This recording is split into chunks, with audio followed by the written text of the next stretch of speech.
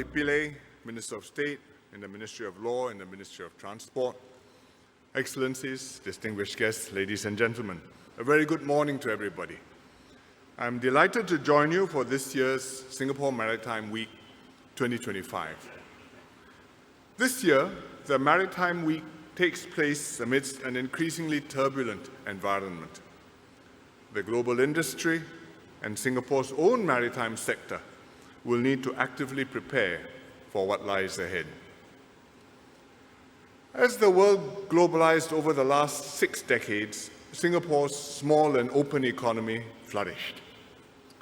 We lived in a generally peaceful and stable world. The global order was underwritten by the United States, supported by its allies in Europe and Asia. Multilateral institutions were established: the UN, the IMF, the World Bank, and the World Trade Organization. International laws and treaties were negotiated and adopted, including the United Nations Convention on the Law of the Sea, UNCLOS. Countries big and small generally acknowledge these international rules and norms. They understood that economic liberalization and freer trade would benefit everyone.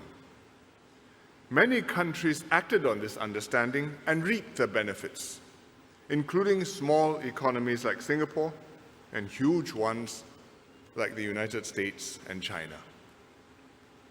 Investments by MNCs in developing countries opened up export markets and fostered economic growth. International trade boomed, and the global maritime industry grew with it. Collectively, the world economy benefited too, as freer trade promoted finer global division of labor, more integrated supply chains, and greater efficiencies all round.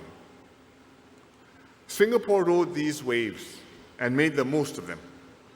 We made investments and implemented policies to build an open, reliable, and trusted trade and maritime hub. We became a key link in global supply chains, a gateway between East and West. But it's a different world today. Attitudes towards trade have changed. Patterns of trade flows are shifting too. First, geopolitical developments are severely straining the global trade system. Over the past decade plus, tensions between the major powers have intensified. Countries have become increasingly anxious to stay ahead of one another. They are prioritizing security, resilience, and self-reliance over interdependence and cooperation. Supply chains, once optimized for economic efficiency, are being reconfigured through friendshoring, nearshoring, and reshoring. Restrictions have been imposed on investments, semiconductors, critical minerals, data, to preserve leads over competitors or to deny rivals dual-use products and technology. Some big powers are adopting a more transactional, sometimes coercive approach to achieve immediate objectives and giving less weight to more indirect and longer-term benefits. These structural shifts have accelerated in recent months. A new administration in the US believes that under the previous system, the US has been treated unfairly by its trading partners, both friend and foe, to quote their words. Far from the erstwhile win-win view of international trade, investments, or multilateral agreements. It treats tariffs not only as a preferred economic instrument, but also as bargaining leverage in non-economic domains to protect its overall national interests. Other countries have responded in kind. These strategic policy shifts are reshaping the landscape of world trade. Protectionism and economic bifurcation are rising. The maritime industry is itself directly affected, with countries acting to reduce reliance on competitors for freight shipping and shipbuilding, or to displace rivals controlling strategically located ports.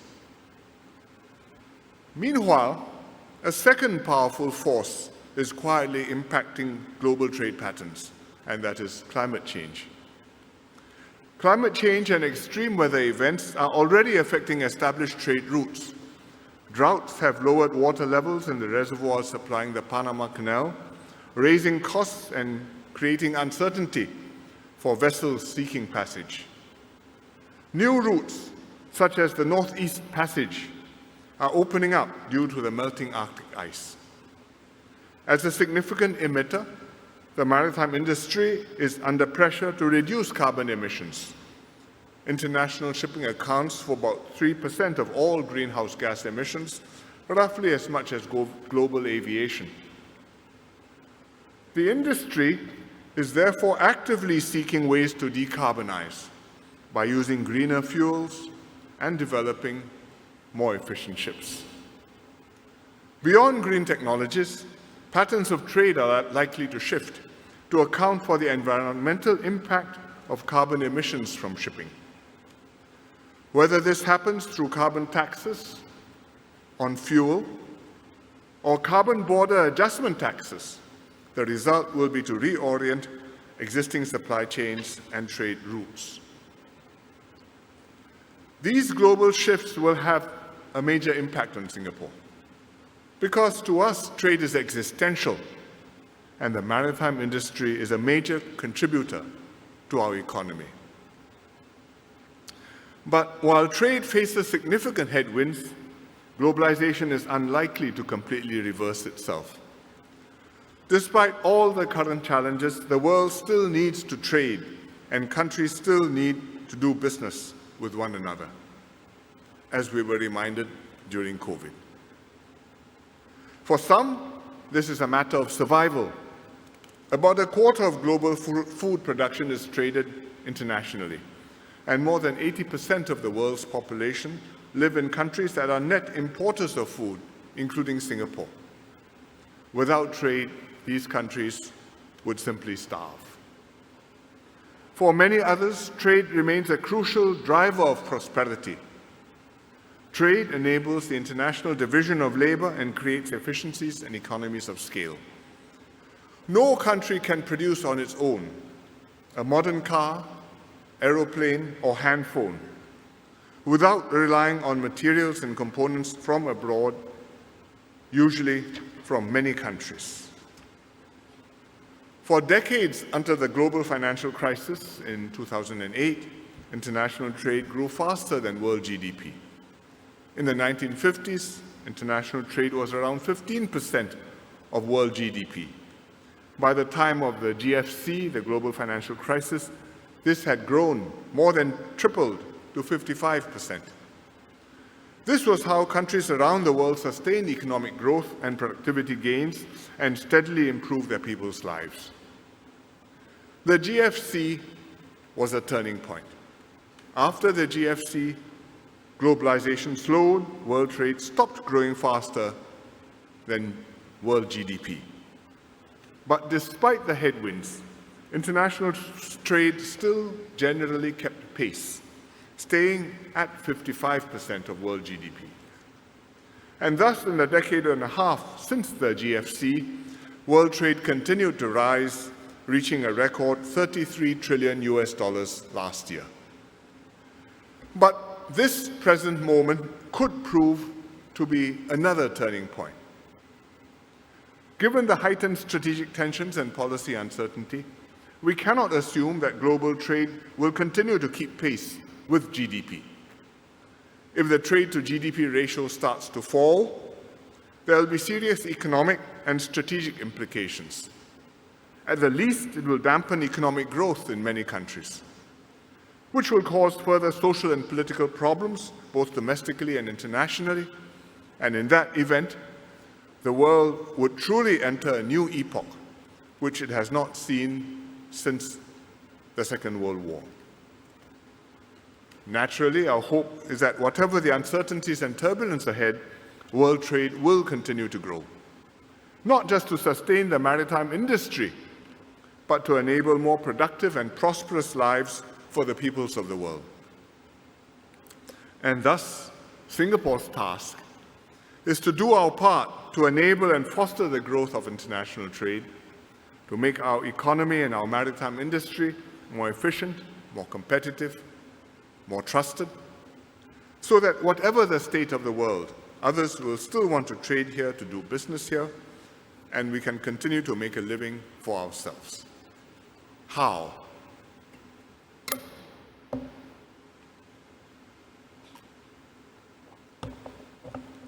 First, we are committed to staying open. Being so small, we have no choice. But we are not alone. Even with globalization in retreat, many countries still believe that trade can be a win-win proposition and still want to preserve as much of the benefits of the multilateral trade as possible. Certainly, this is a view of European Union members and the UK. In our region, Australia, South Korea, Japan, China, India, the ASEAN group, among others, all want this too. And many African and Latin American countries benefit from and support the good work of the World Trade Organization. Therefore, like-minded partners can definitely work together to preserve oases of stability amid a world of chaos. Singapore will continue to support the multilateral rules-based order, international cooperation, and interdependence. We joined the International Maritime Organization, IMO, almost as soon as we became independent, first as a member state, and then, since 1993, as a council member. In the 70s and 80s, we were active in the negotiations that resulted in the UN Convention on the Law of the Sea. Ambassador Tommy Koh served as president of the third UN Conference on the Law of the Sea from 1981 until its successful conclusion. Recently, we hosted the inaugural General Assembly of the International Association of Maritime Aids to Navigation, or IALA, which adopted the Singapore Declaration to advance global maritime navigational safety. Beyond multilateral frameworks, we pursue many regional and bilateral trade partnerships and arrangements. We've built an extensive network of 27 free trade agreements, FTAs, which collectively cover 90% of our trade. These have strengthened our trading hub and contributed to our economic growth. We continue to expand this network. In recent years, we joined the Regional Comprehensive Economic Partnership, the RCEP, the Comprehensive and Progressive Agreement for Trans-Pacific Partnership, CPTPP, and the Indo-Pacific Economic Framework for Prosperity, IPEF. The RCEP is on the west of the Pacific, including China, Japan, South Korea, the ASEAN countries. The CPTPP spans the Pacific. The Americans decided not to participate, but Canada, Mexico, Chile, Peru are there. And the IPEF, Indo-Pacific Economic Framework for Prosperity, was launched by the Biden administration in the US, and we hope that in some way it will continue to exist. Most recently, we signed FTAs with the Pacific Alliance and with Mercosur in the last few years. In the fields of sustainability and technology, we are negotiating green economy agreements and digital economy agreements with key partners. We are also working on green and digital shipping corridors with many countries and ports. We have 12 of these agreements. To expedite port clearances, promote the supply and deployment of new fuels, and define common standards. Singaporean companies too are working across borders to strengthen trade and supply chain linkages. For example, PSA International operates a network of ports around the world. It is innovating its services to enable cargo to flow seamlessly across these multiple PSA ports and to add more value to the supply chain. This is how, instead of turning away from trade and partnerships, Singapore is doubling down on staying open.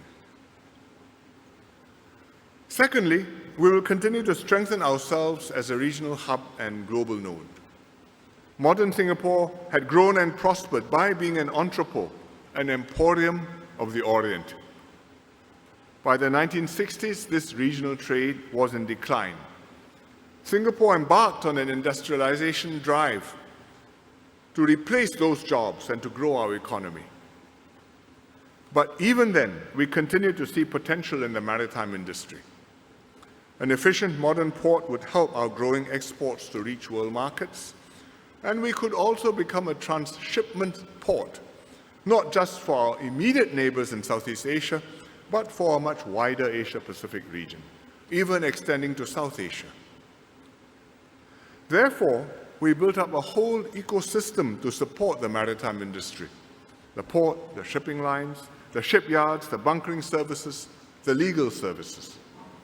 We steadily invested in port infrastructure. In 1969, in the very early days of containerization, we decided to build a container terminal at Tanjung Pagar, Southeast Asia's first. As the Asia-Pacific prospered and trade volumes grew, we made major investments ahead of time in new port terminals. And today, Singapore is one of the busiest ports in the world, with more than 1,000 vessels in port at any one time.